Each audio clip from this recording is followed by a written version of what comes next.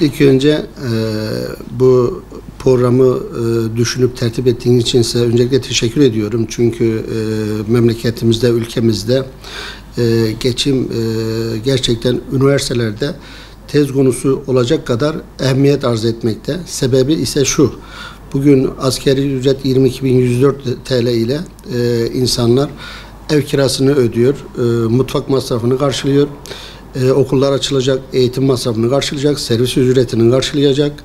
Bizim burada yöremizde kışın farklı hazırlıklar var, yazın farklı hazırlıklar var. Burada işte kurutmasından, peynirinden, zeytininden, odunundan, kömüründen, bulgurundan, simidinden ekstra gelenek ve göreneklerimizden kaynaklı bir hazırlık yapılması söz konusu.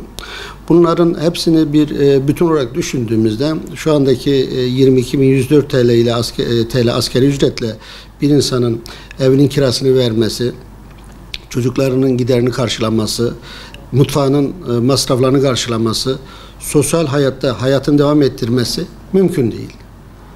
Bu kadar açık ve net. Bugün Gaziantep'in en kuytu mahallelerinde bile kiraların 10.000 TL ile konuşulduğu, 10.000 lira kira ödendiği bir şehirde yaşıyoruz. Türkiye'de bunun aşağı yukarı aynısı. Yani birbirinden çok farkı olmayan, bazı şehirlerde daha yüksek bu rakamlar. Bu ücretle, yani asgari ücretle bu insanların yaşamlarını devam ettirmesi çok zor. Bununla ilgili siyasi iktidarımızın, hükümetimizin bir ara zam yapılması kaçınılmaz ve elzemdir. Çünkü bu insanların aile huzuruna tesir ediyor, kişilerin psikolojisinin bozulmasına sebebiyet veriyor. Bugün işte Gaziantep'te 48-50 derece sıcakları gördük. Bu sıcaklarda insanlar evine bir vantilatör, bir klima almasın mı? Bu insanlar akşam çoluk çocuğunu alıp gidip parklarda bir serinleme ihtiyacı hissetmesin mi? Çocuklarının talebi olan bir külah dondurma, bir tane haşlanmış mısır almasın mı? Gerçekten bunları yapamayacak yüzlerce, binlerce aile var. Bunun yani bu sağlıklı bir aile ortamı, sağlıklı bir nesil yetiştirmemize engel olan unsurlardır. Bundan dolayı asgari ücretin arttırılması, yani bununla yıl sonuna kadar gitmemiz çok zor.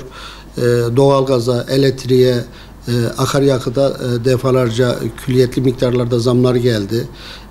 İnsanlar şimdi odun, kömür, doğalgaz kullanımına başladığında ceplerinden ekstra giderler olacak.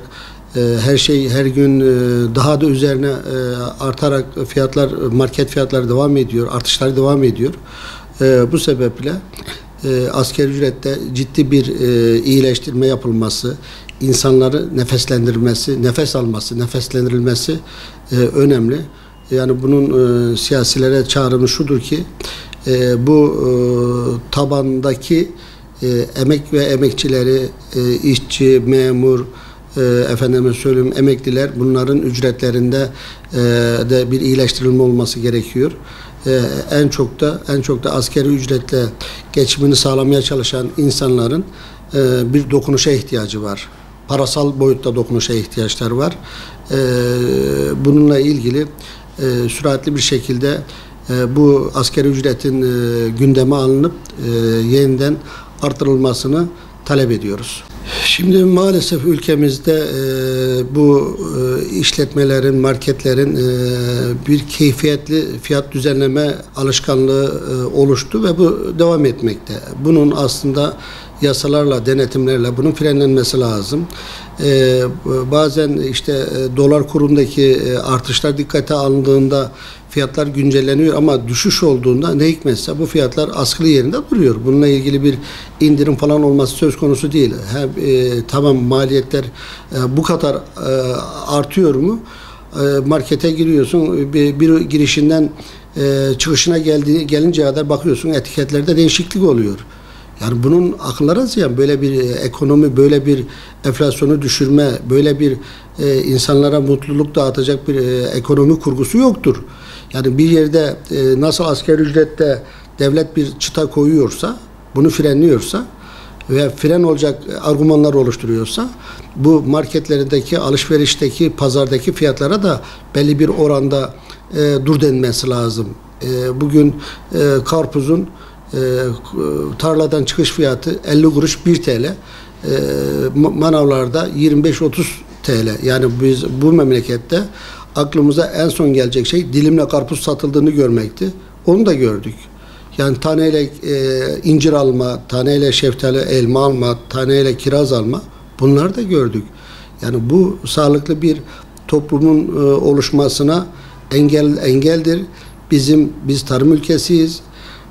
Tarım ülkesinde bunların yaşanmaması lazım. Çiftçinde korunması lazım. Onların da üretim girdileri çok yüksek. Bugün lüks bir araca binenle 20 yaşındaki traktöre kullanılan mazotun fiyatı aynı. Bugün bir affedersiniz bir ineğin günlük yem maliyeti ortada. Yani bunun 5 kilo yoğurdun 150 TL olması, efendime söyleyeyim tarladan çıkış bir karpuzun fiyatının 50 kuruş 1 TL olması, yani ne hikmetse parayı hep üreticiden ziyade aracılar kazanıyor. Bunun en bariz örneği fıstıkta yaşıyoruz yani. Çiftçinin elinden çıkış fiyatı belli, tezgahtaki fiyatlar belli. Yani bu bir artı değer katmadan bu kadar fiyat artışından nemalanma ticaret kisvesi altında kabul edilebilir şey değildir.